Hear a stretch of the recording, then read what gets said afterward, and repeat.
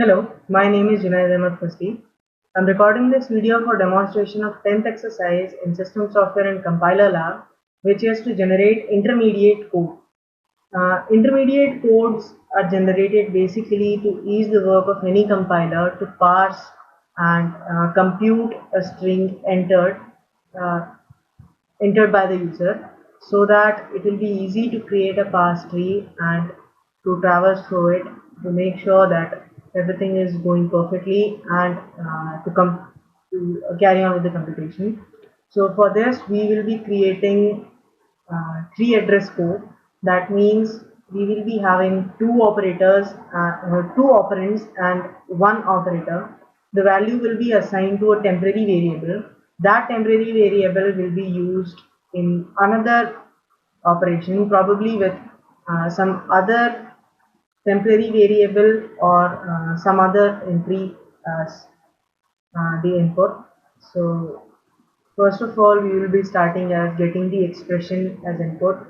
We have to scan the statement from left to right, and we have to frame new sentences and assign the values of those computations to a temporary variable and carry on until we have reached the end of the line.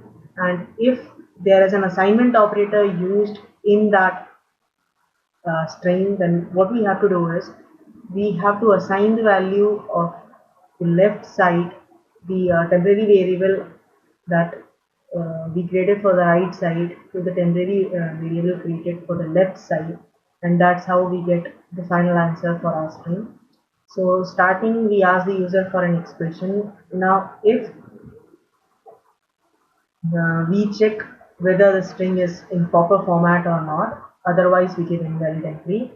Then for generating intermediate codes, we are taking temporary variables. We are creating temporary variables as T1, T2, T3, T4, and we take the first entry in the input file, the next operator, the third entry. That means the first two operands and the first operator.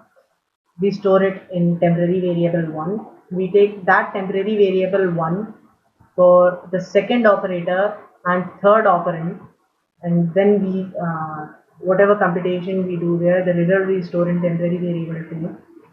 We take temporary variable 2, we take the third operator and the fourth operand, do the computation, store the value in temporary variable 3, and carry on until we reach the end of the line. Then whatever value we got into the last temporary variable, we assign it to the operand on the left hand side of the assignment operator.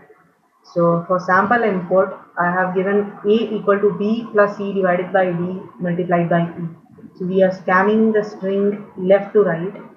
So for here is a sample output screenshot. For the first temporary variable, we will compute b plus c. Next, we will do p1 plus d, that means b plus c whole divided by d. The last we do t3 equal to t2 multiplied by e. This is the third temporary variable, and this is like b plus c divided by d whole multiplied by e. At the end we store this value inside a, and that's how we get our final output. So using this logic, we have created multiple temporary variables, assigned the values of operators to those temporary variables, use them for furthermore calculations. At the end we get our final result, and for any input with a single digit or a single character operator, this program will work fine, and whatever output that is supposed to be get in left to right, like moving from left to right, we will get it. So I hope the logic that I have used and the method that I have used for creating this program is clear. Thank you.